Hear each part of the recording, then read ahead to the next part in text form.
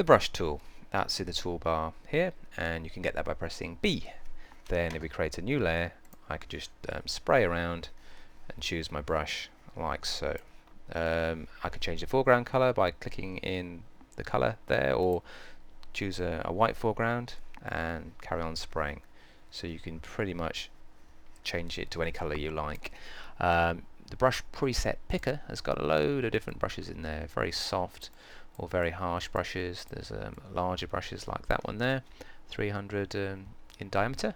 As well as that, you've got some very creative brushes like this grass brush here. Let's just put black in there for the moment, and you can see around the feet of the hyena here that I'm spraying in green. I could actually take the eyedropper and suck up some grassy colours and then go back to the brush tool again and actually spray proper coloured grass around my hyena. So you can use the brushes to be quite creative. It's not just airbrush, but you can create any shape at all. In fact, let's do that. Let's create our own brush by hiding these layers first of all. Let's select the marquee here and let's just draw.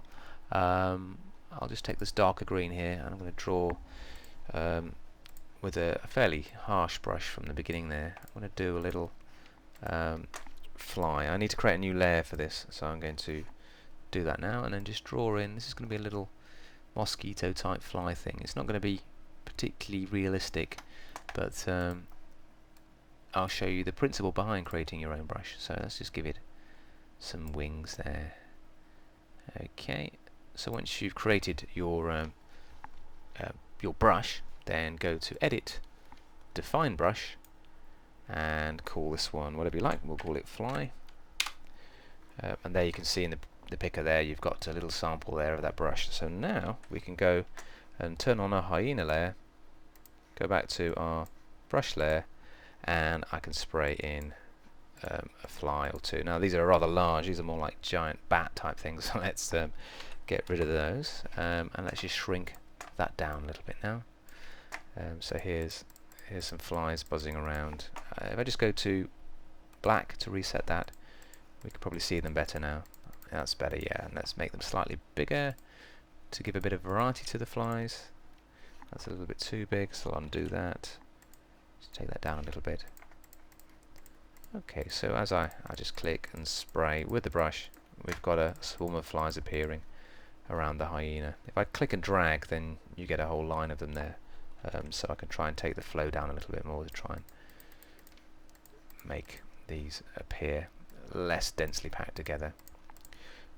So the trick with that would be to keep changing the size to give the flies a bit of variety. You could create a slightly different fly shape brush as well. So that's quite a useful way of defining your own brush and adding it to the preset picker. Okay, you could also plug in a stylus and make the brush pressure sensitive so that as you sprayed harder you'd have a denser flock of flies. Is it a flock of flies? I'm not too sure.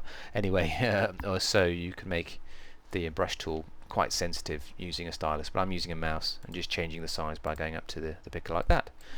Okay, and of course underneath the brush tool you've got a pop-up, and that's your pencil tool as well, so you can have a much sharper pencil as well. Okay, that is the brush tool.